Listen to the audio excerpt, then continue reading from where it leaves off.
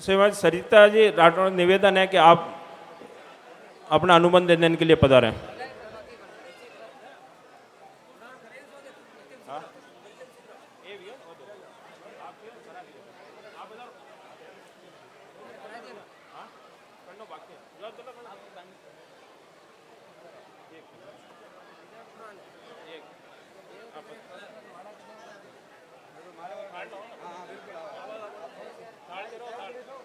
सभी आदरणीय अतिथियों को मेरा खमांगनी अर्ज हो।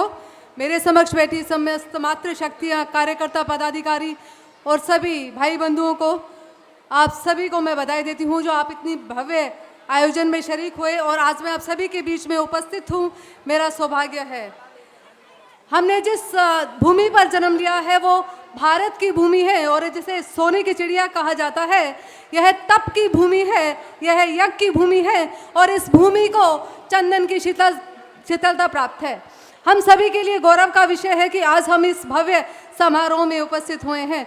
महाराणा प्रताप जिनकी वीर गाथाएं हम बचपन से सुनते आ रहे हैं, पीथलरा आखर पड़ता ही राणारी आँखा लाल हुई, धिक्कार मरे हूँ कायर हूँ ना हररी एक दकाल हुई, हूँ भूख मरूं हूँ प्यास मरूं, मेवाड़ धरा आबाद रहे, हूँ घोर उजाड़ा मैं भटकूं पर मन में मारी याद रहे।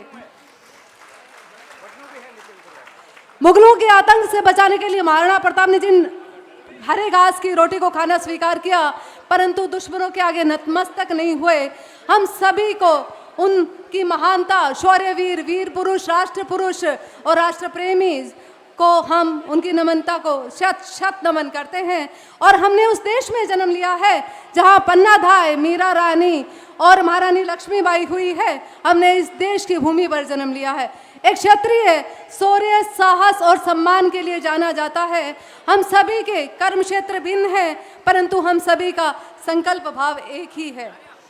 हम देखते हैं कि जब जब एक राष्ट्र पुरुष, जब जब एक क्षत्रिय को मातृभू का आह्वान होता है, तब तब एक क्षत्रिय कर्म पथ को लेकर साथ चलता है। हम सभी के लिए सौभाग्य की बात है।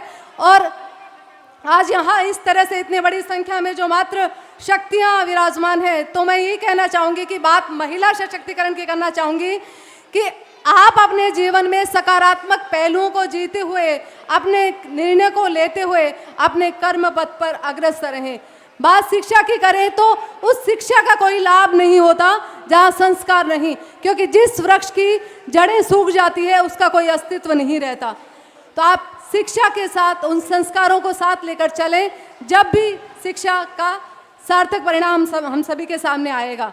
इस तरह से अलग अलग क्षेत्रों से यहाँ पधारे अतिथिगण, जिनका सराहनीय है योगदान, आप सभी का परिश्रम है कि आज हम महाराष्ट्र की भूमि में इतनी बड़ी संख्या में इस भव्य आयोजन में शरीक हुए हैं।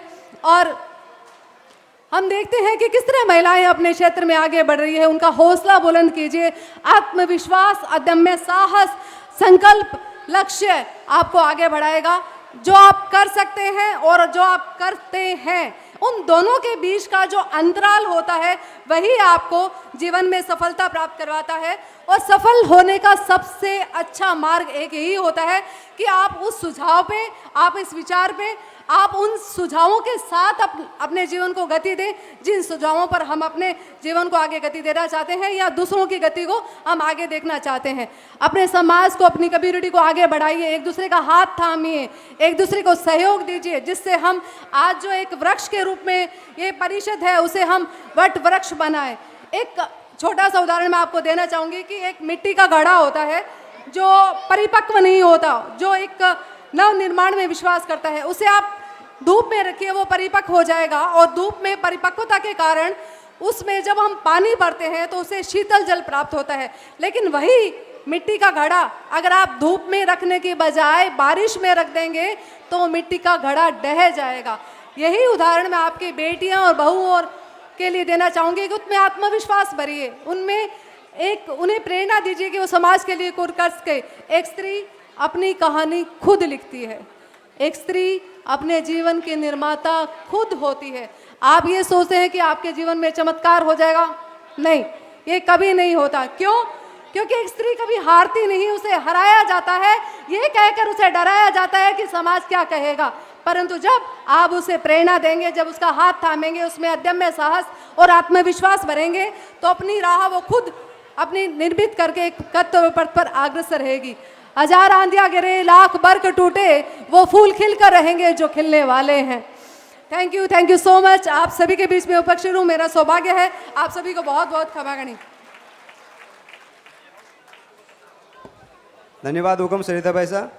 मैं अभी परिषद के जो कार्यकर्ता हैं, जो काफ़ी सालों से परिषद के लिए काम कर रहे हैं,